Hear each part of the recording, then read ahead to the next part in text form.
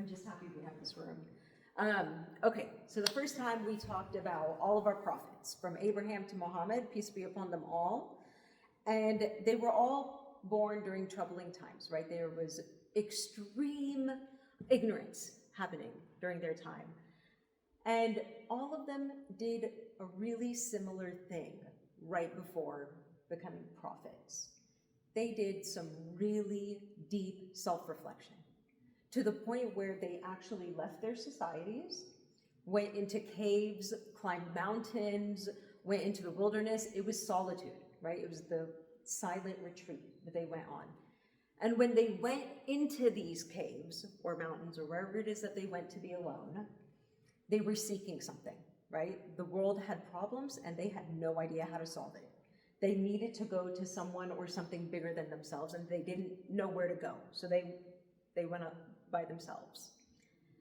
When they came out of these caves, they now had a different energy.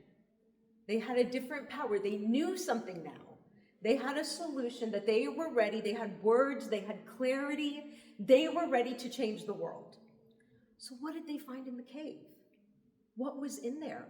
What gave them that level of power, that level of conviction, that level of fearlessness, that level of courage? What gave them that ability when they were alone in the cave? What did they find?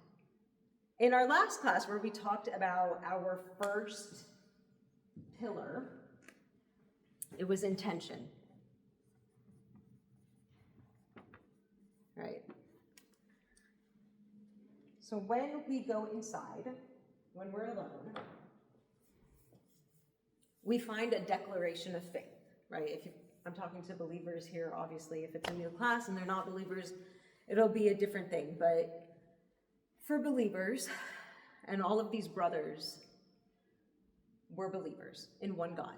And they went into the cave, they went in, and they found a shahada. There is no God but God. All of them. All of them found the one thing. They found the same thing, that there was only one God. Somehow sitting alone and being alone brought them to that realization. And so now we're going to talk about prayer. Prayer is the second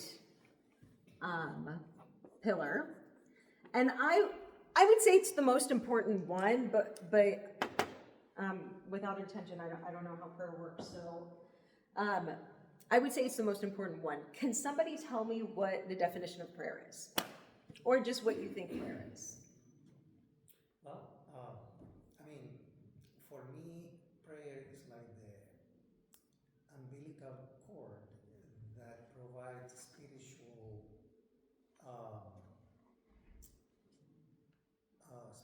food.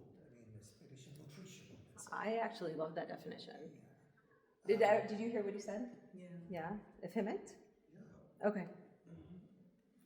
Because, and so it's a communication line, right, with the Creator, and that allows us to thank Him for life, for everything we have, to ask mostly guidance and wisdom.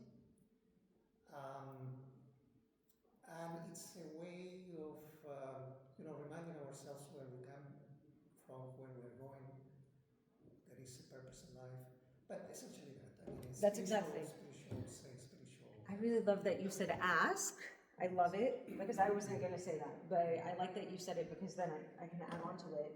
The way it's defined in the dictionary is just like a connecting to a higher power to plead for assistance or forgiveness, I think is like the technical definition. But would we all agree that when you pray, you talk to God? Is that normal for me to say? My definition. That's not heretic, right, for me to say I talk to God. I can say that. Fatiha is kind of, there is a hadith about it actually, the first three you kind of, talk, and then God responds to you in the second three actually. Perfect. That was what I was going to add to Alejandro, so you already did it for me. So we can all talk to God.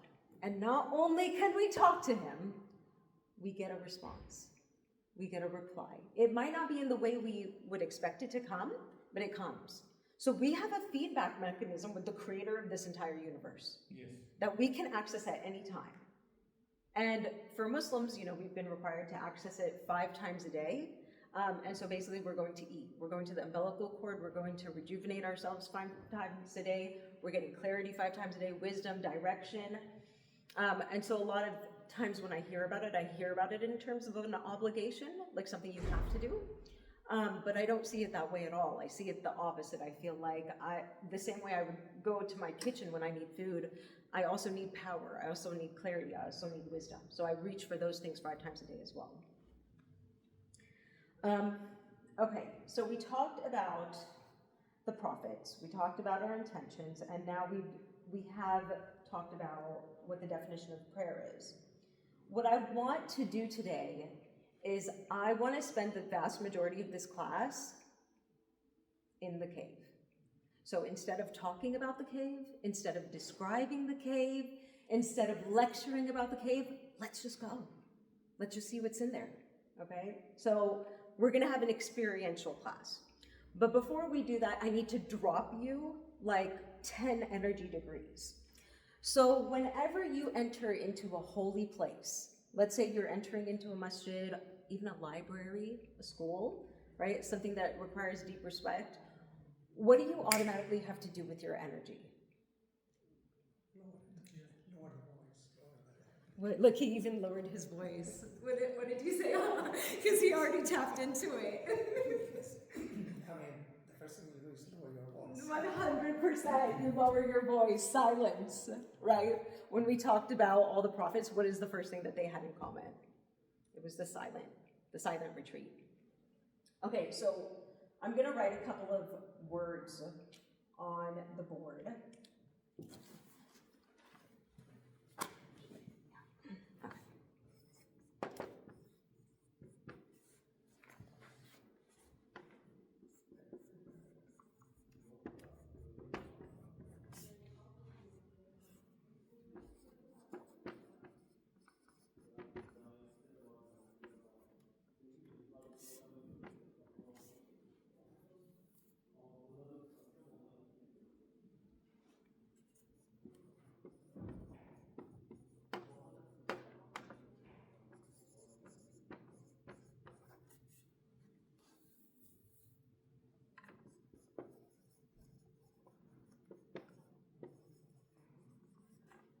Okay, so I'm writing these here because you guys pray all the time. So like, you guys are very familiar with this process. But if it's new people who they've never prayed before in their life, I want to write a couple of words to trigger them into this state that we need to fall into. And the reason we need to fall into this state is because we're about to plug ourselves into a socket. And the thing about plugging yourself into this socket, if you have a resistance or you already have something in mind, the energy that's going to blow through is going to bump into that and it's going to hurt. The only way to plug yourself into the socket is you have to get really fluid. You have to be okay with new ideas. You can't be scared. You have to be like, whatever comes through, even if it's my worst nightmare. I don't know what I'm going to see here, but I trust that you've got this. I trust that whatever comes through is going to be for the greatest benefit of mine, and I trust you. So I'm going to surrender my expectations of this experience. So I wrote down silent. I wrote down humility, and we're about to circle back to this one. I wrote open-minded, right? Respectful, of course. Curious. So even though we're going to be going in with humility, we also are curious, like we're excited to be there, you know, like we're going to be in awe and we're going to learn something new. So having that element of curiosity is actually what's going to get us to grab a hold of this experience rather than just kind of be bored sitting silently. And be ready to learn, because we don't know what it's going to teach us. We don't know what it has to say to us. So I'm going to talk about humility just a little bit more, and then I'm going to get to the good part. I had a napkin here. Oh, to erase? Yeah. Oh, I got it. Thank you so much. Okay, so I'm going to talk about humility a little bit more.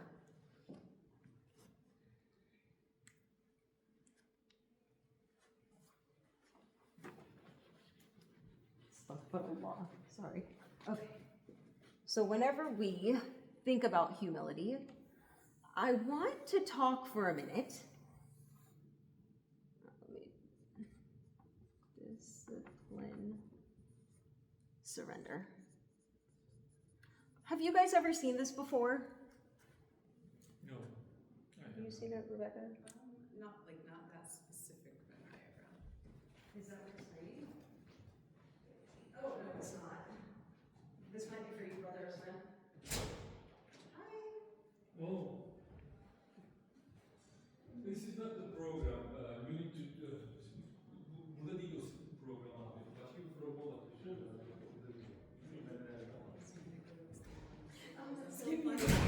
Okay. Where is it? Someone asked me about Yeah, this is the second time. and I was like, I'm so sorry, I don't know anything about it. I don't know where it is. We need to find out about it. Okay. Maybe I'll turn off the lights when I put you all in meditation state. Okay. So I'm going to graph out humility here. And the reason I'm going to do this is because sometimes when people enter into this state, they have, I don't want to call it a false idea, I want to call it an exaggerated idea.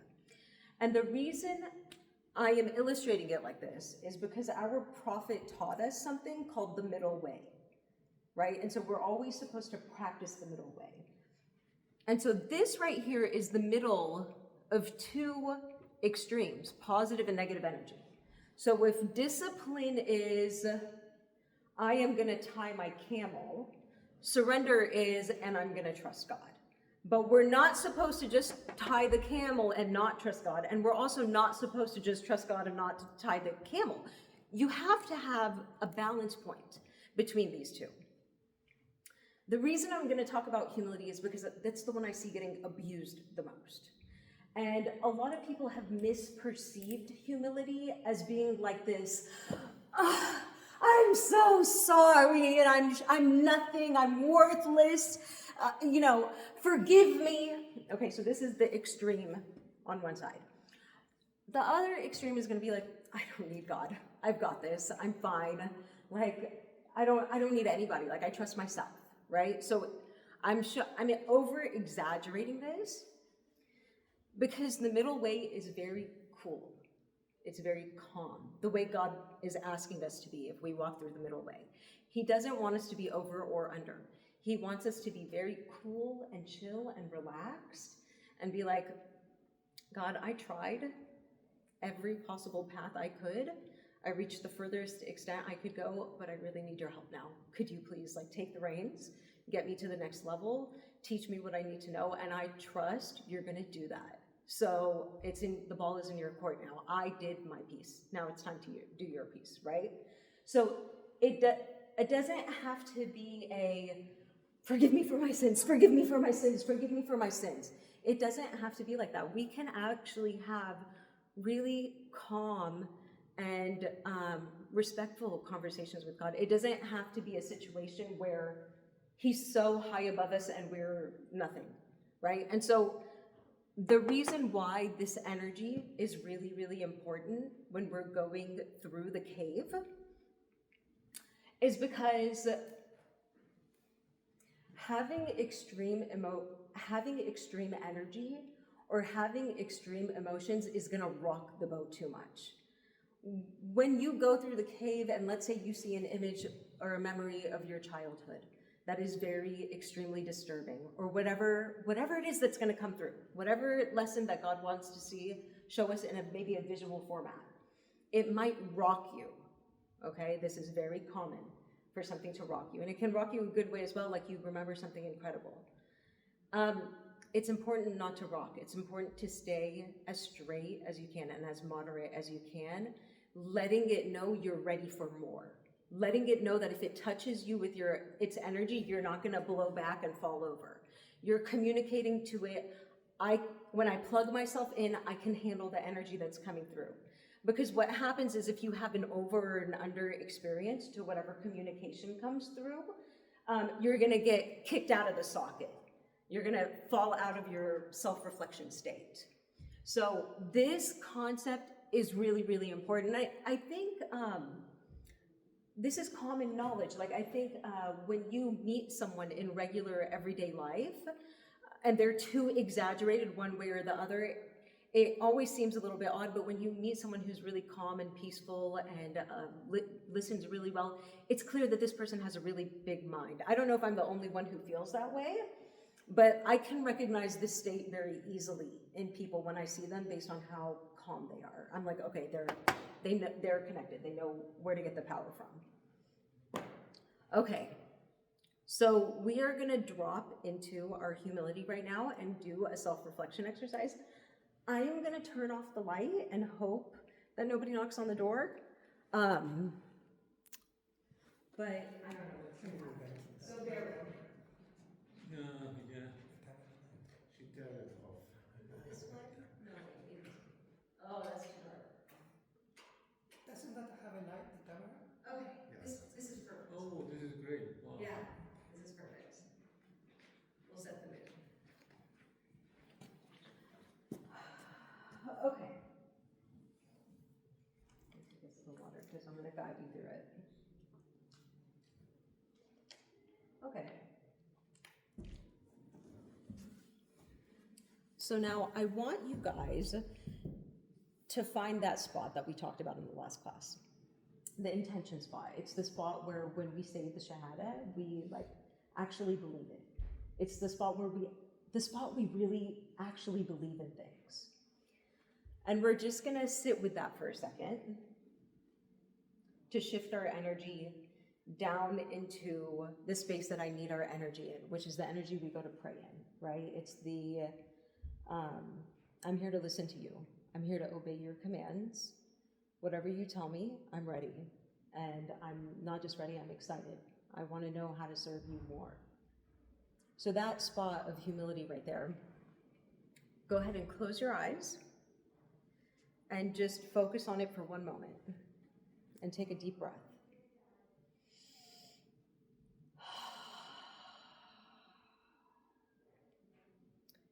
And now I want you to focus on the top of your head, your scalp, and I want you to relax it.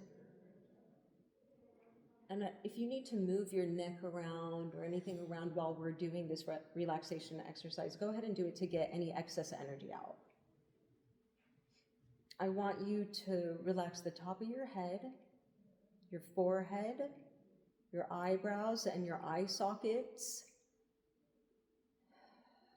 your cheeks and your ears, your nose and your mouth. Relax your chin. Relax your neck and your throat. Relax your shoulders. Take a deep breath. Relax your arms and your hands. Relax your chest. Relax your stomach and your back. Relax your hips. Relax your thighs and your knees.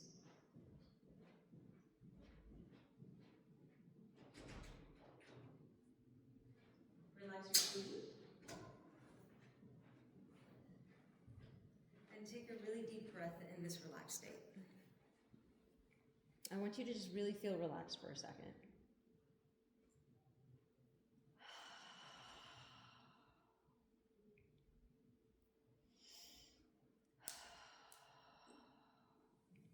And now I want you to imagine that nothing exists anymore. There's nothing in front of you, nothing behind you, nothing to the right, nothing to the left, nothing up and nothing down. Like you are just freestanding in space.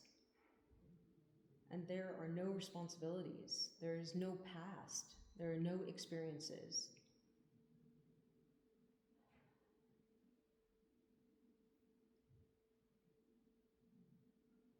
Go ahead and take a breath, and it's such a relaxing state to let go of everything. And now I want you to go into that spot in your heart.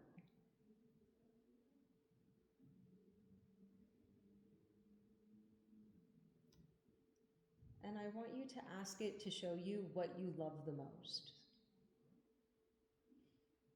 And give it a moment to show you.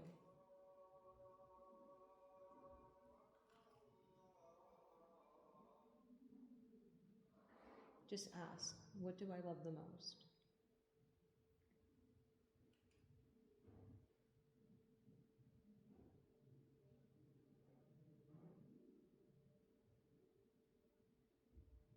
Whatever you're seeing or feeling right now, it should be warming you up on the inside.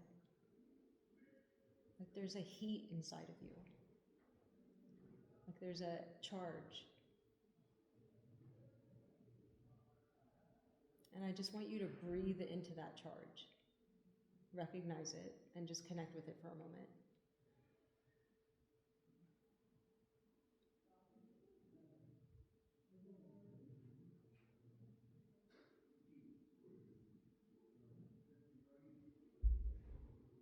Okay. Now, take your time and come back into the room. Go as slow as you need to.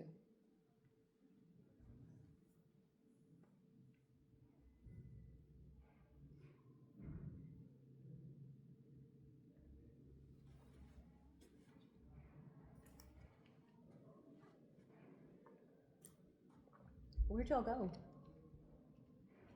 Because y'all all went somewhere. You traveled somewhere. You weren't in this room anymore. You went somewhere else. You were in a different dimension, a different energy.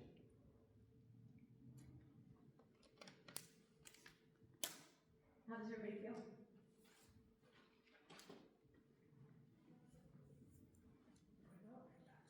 Very relaxed. I know you didn't get a chance. I'm sorry, we're excited. You're the one who apologized. Yeah, free of responsibilities was a great, moment. And yeah, felt like, you are flying. I mean, it's just no weight, really, yeah. Yep. Did you get a chance to do it, or did you pop out of it? This is how to communication in the prayer time. So this is like similar when you pray. Yeah. So you can forget everything around you and you talk to God for everything you want with what you love to ask Him for it. That's kind of the thing. It's like that's feeling I felt. Awesome. feel pretty childlike. Yeah, that's a really good feeling. Like the lack of responsibility thing, I think. Just made me connect to that. That's awesome. Okay. So those feelings that you guys are connecting to now, they have an energy associated with them, right? Because we walked into the cave with a certain energy, right? We had to drop our energy into respect. We don't really know what we're doing here, and we'd like to enter your place. We'd like to learn something from you today, if you would share something with us. So we walked in there that way, but how did we walk out? Did we have something when we walked out? Were we more peaceful? Yeah, did we feel happier? Like childlike happiness, maybe? Maybe in awe of the experience? We left with something. So even though we walked in curious, we walked out with something in our hands, and I saw it on every face that I looked at. Every single one of you came out with something physically tangible that I could see with my own eyes. So this is not like invisible, I just believe and I have faith. This has like a tangible effect on your life. This has a tangible effect on your energy. And not only that, people have no ideas what happens when you stay in that state. This is anti-aging. This reverses cellular damage. This can cure you. The prophet even Isa, Jesus used to cure people from this place. This place has power in it. The question becomes, how much time are we spending in this space? And so I'm not here to say that I'm in this space all the time. Like, I'm really, really lucky if I can get into that place twice a day for like 10 minutes. Really lucky, especially if I have the kids. If I don't have the kids and I'm in a silent retreat, I can be there for like 3 hours. I can really spend time there. But Um, in my normal day-to-day life, I'm really lucky to get here. So I don't want y'all to think that this is like the constant state or that we should always be reaching for this every time. This is the goal, but it's not the requirement. Just showing up does more than going deep sometimes. So everyone walked into the cave empty-handed, and you walked out with something in your hand, something for you, something specific to you. So now what we're gonna do is we are gonna reconnect with this energy, since we're all still kind of already there. You call it the cave? I am calling it the cave. At the beginning I was talking about all of the prophets went into a cave to kind of connect with God and pray and to find answers. And so now we're going into our caves. Gotcha. Okay, perfect. Okay, so now we're gonna go into the cave again, and I'll do the longer one so that I can set you up, Rickside. But this time, we're gonna do something different with what we interact with. So again, I want you all to close your eyes and get curious. And I want you to relax. And we're gonna do the relaxation again. So we're gonna start in our scalp at the top of our head. Take a deep breath and just relax.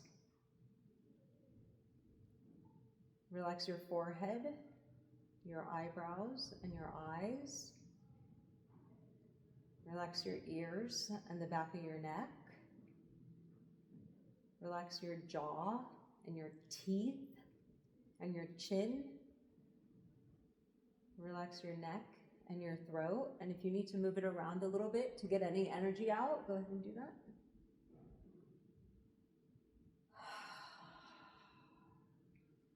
Relax your chest. Relax your heart. Relax your shoulders, and your arms, and your hands. Relax your back and your stomach. Relax your hips and your legs and your knees. Relax your feet. And just sit in that relaxation for a moment and just enjoy it.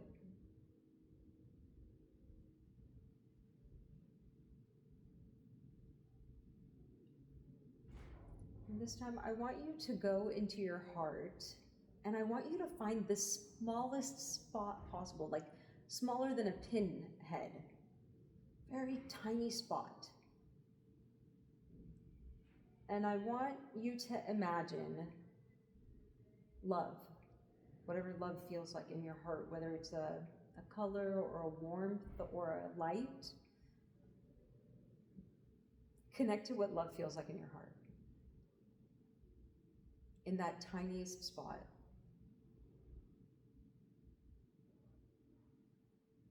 And I want you to expand this light, is how I'll describe it, to your whole heart.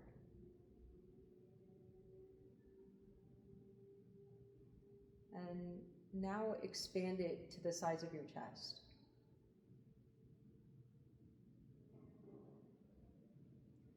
And let it fill your neck and your shoulders and your arms and your hands.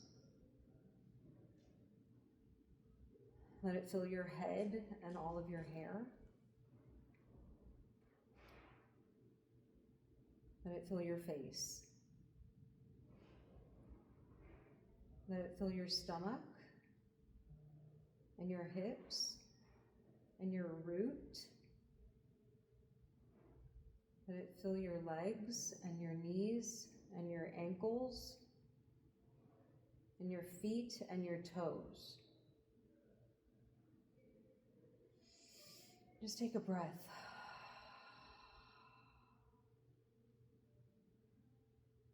And now expand it like 3 feet out from your body. It's very easy to do because you have an infinite amount of it. It's limitless. So stretching it is no problem. And now I want you to fill this room with that light. and fill this whole turquoise center with your light. And everyone it touches, it blesses. Fill your light on this whole street and this whole city and this whole state. And take a breath and fill the whole earth with your light. It envelops the entire earth. And now shoot up into the Milky Way, to our solar system. Fill our entire solar system with light. And now to the edge of the universe, as far as we can go. Take a deep breath and just hold it. Hold the energy where it is and take a deep breath. And now very slowly, we're going to bring it back. It's going to come back to our solar system, back to our earth, back to our country, back to our state, back to our city, back to our street, back to the turquoise center, back to this room, back to your body, back to that tiny, tiny little point in your heart. See if you can stuff it back in there. It might be hard. And when you're ready, come back into the room.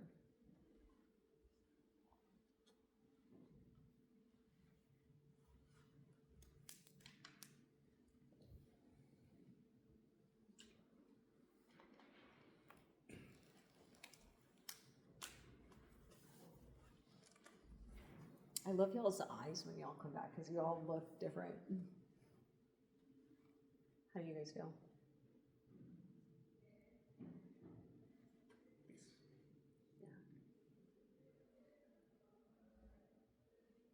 Yeah, this is more than relaxing actually this time. Yeah, it's you know, you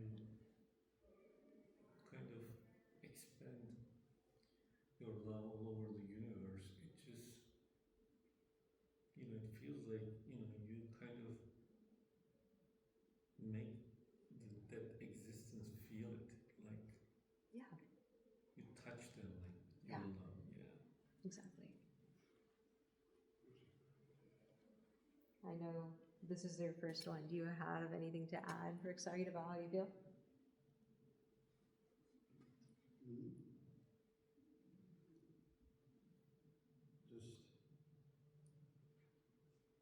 Just, I don't know, something's very deep. Yeah. But also just getting started to kind of Yeah. feeling my body sort of pushing back a little bit. Okay. Just, And I prepped them for all that in the beginning, so I'm sorry. I should have. I'll be listening to it. Yes. And Yes. recording. Yeah. Healing. Healing? Yeah. Yeah. That's right. Very peaceful. Peaceful. Okay. Okay. So this one was different because the last one we used to fill ourselves up, right? We came out of that meditation with something for ourselves. We were filling ourselves up essentially. With this one, we broadcast it out. We can do both. So the second one, it's like you're a vessel, right? So you're emptying yourself and you're saying, God, work through me. I'm ready. I'm surrendered. Push your energy through me and I'll use that energy to guide me through life about what I need to do and what I need to walk away from. You're the guide, right? So the reason I show the different directions this energy will go is because sometimes it's used personally, but you can use it both ways. You can use it to go in and you can use it to go out. And we see that with the prophets again, right? because they went into the caves looking for something for themselves. But when they came out, they were now an antenna broadcasting out to the world with a message that was not their own and that they never claimed the words of, right? They're like, I don't know where these words are coming from. They're just coming through me, right? They surrendered and they said, whatever you got to say it. And I'll say it in my voice, but I'll tell them this is not me talking, right? So it's like a full-on surrender. And so opening up yourself as a vessel like that, the reason why I wanted to show that is because a lot of the times in my experience as a young Muslim, I am told that I cannot do what the Prophet did, that the Prophet is special, prophets have special connections with God, and they are the only ones who are put in that position. My personal opinion is that the prophets are role models. It's not that what they did was superhuman or extra special, it's that we're supposed to copy them. Like it's supposed to be copy and paste. Like they showed us the blueprint of how to do it, and then we take the playbook from their hands, and then all of us do it. And all of us become vessels for this light. And it's not gonna come as a book, right? The last prophet has already came. But God can use any of us for any number of reasons. And as long as we are deeply open to being moved like that, you never know what he made you for. You never know what it is that you could do that could impact the world. Because maybe there aren't any more prophets, but maybe there are some really great leaders that are going to come. And we need them just as much as we needed the prophets right now. These people are no less important. Just because we don't call them prophets doesn't mean that they aren't surrendered to God and God is working through them, even if it's not a book that's coming out of them. And so I like to break that idea because that was something that was always told to me of like, don't reach too far. Don't think too highly of yourself. Don't believe that you can connect to God because really it's only the prophets that can do that. But I don't believe that. I think all of us can do it. And I think that's the whole test. I think that's why we're here. I think that's what the quiz is. To see like, can you surrender and be like the prophets? Can you learn from them truly and deeply? Well, that's what the Islamic teachings say, right? We don't need an intercessor. We don't need the prophets between us and Allah. Exactly. And I really believe that. It's kind of like I look at them and I say, thank you. You know, and I've got it from here. I'm going to carry your torch and I'm going to give the best effort that I humanly possibly can. And everything else I'm going to rely on God for. I'm not going to rely on you. So it becomes really independent at that point. Another reason that I wanted to start at humility and then go up is because in this center between discipline and surrender, What is it? Discipline and surrender? it's the over extremes of the energetic frequency. So this would be like overly positive, and this would be overly negative. And in the middle is a more calm and peaceful energetic state. And so, Surrender negative? Like if you don't put any of your own effort. I'm sorry? If you don't put any of your own effort at all, and you're like, oh, I'm right, like one of the stories of the prophet. Just do, you know, what I'm praying for. I'm not going to do anything. Not I don't necessarily. really care. Not necessarily surrendering to Allah, but surrendering to the whole world and other people and stuff like that. Well, you can also say, I'm surrendering to Allah, so I'm not going to do anything. Yes. I let Allah do everything. Yes. Okay. Some people have that mindset. You might not, which is why you probably couldn't relate to that. Okay. But some people have the mindset of if it's meant for me, I can just sit on the couch and wait for it to come. I don't have to work for The anything. example I usually give is like somebody who wants to lose weight, but they sit on the couch and eat chocolate. Right. You know, there is this verse in the Quran where the believers say, why should we feed the needy? If Allah doesn't feed him, why should I? I have not heard that one. That's funny. So yes, okay, so we talked about the polarities in our energy to understand why we're always wanting to pick a very neutral energy. But this is just a 2D representation of energy, right? And I'm not a physics person, but I know life is more complicated than this. And I know that when the Prophet Muhammad went on his night ascension, he went up 7 heavens.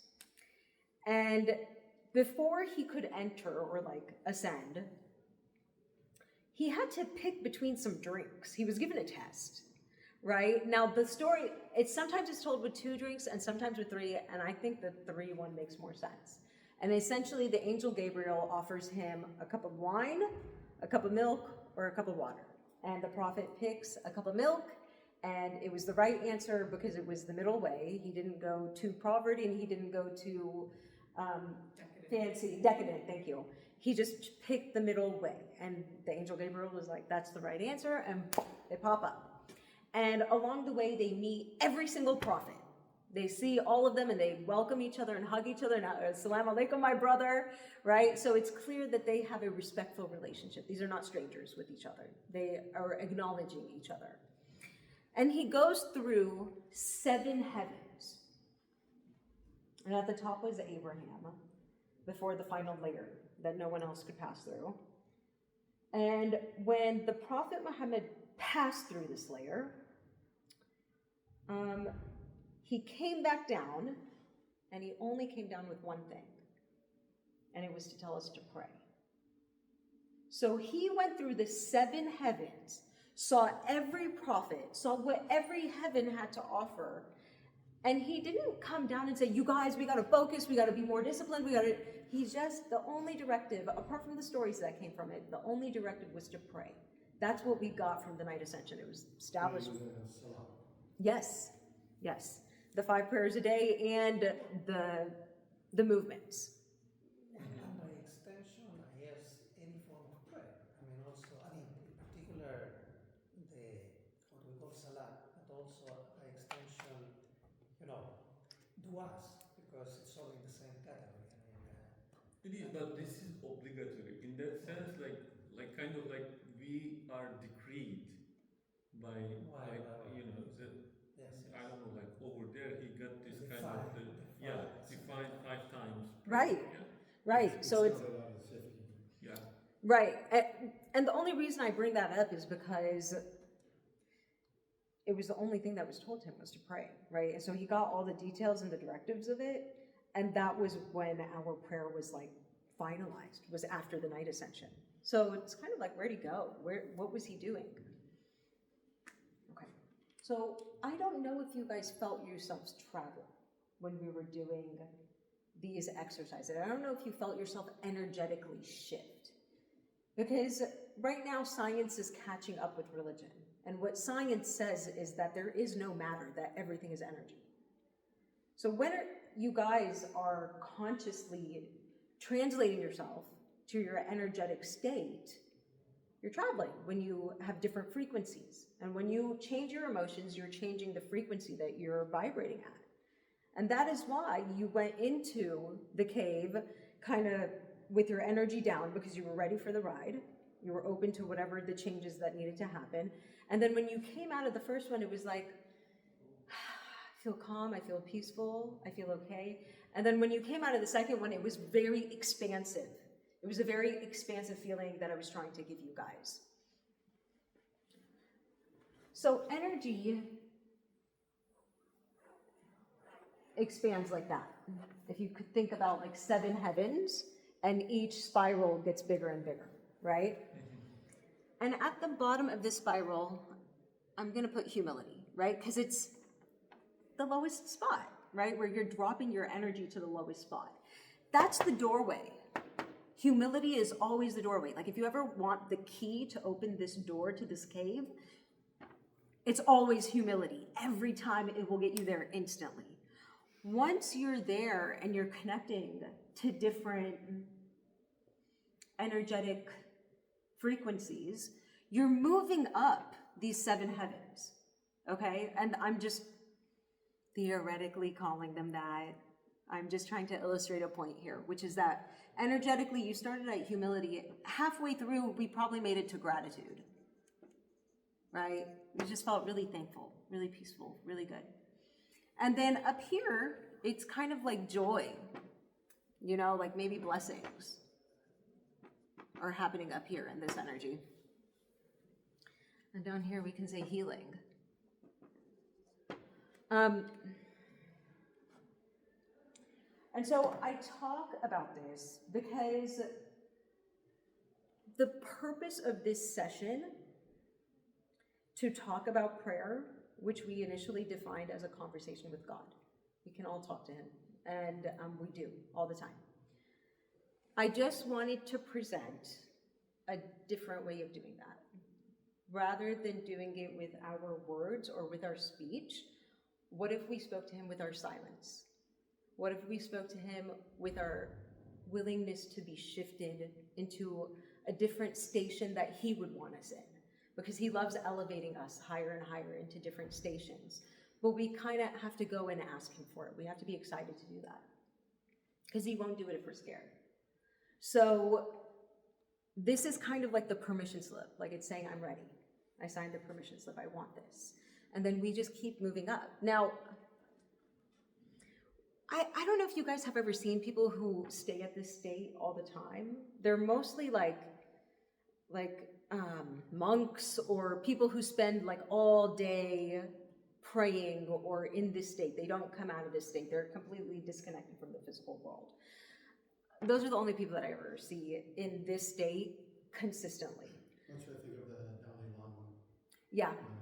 Yeah, that's a very, just always at peace, never ready to fight anybody, you know?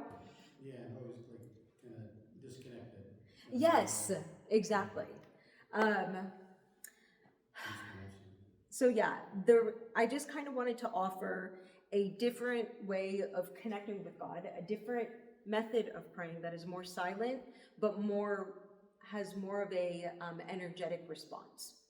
So that's. So you're recommending kind of trying to fall into this state before doing the 5 prayers, or you are also recommending it as an exercise anytime of the day? Great question. I normally do it right before I pray, and then try to maintain it throughout the whole prayer, trying to stay in that energetic frequency. But also sometimes at night, like I will just sit in this state just to try to connect with it and to achieve it. And so it's up to you. And also, it doesn't have to be maintained the whole time. If you just open the door for a second, so don't think I've got to really focus and stay in this state forever. If you just really focus in the very beginning to connect, the will reignite itself. So as you're going through the motions, you'll keep feeling something push the ignition on this. So don't think that you have to like stay in it the way that I had you guys stay in it at an exaggerated rate today. I was just doing that for the experience. The other thing I wanted to point out when you said, find that spot in your heart that is love, I think you said. I mean, I had to make the connection that when you said love, I had to think about God, right? Because that's what gives meaning to everything. And love is a gift from Allah anyway. So for me, I thought about love, but then I had to make that connection kind of to feel that kick, that energy.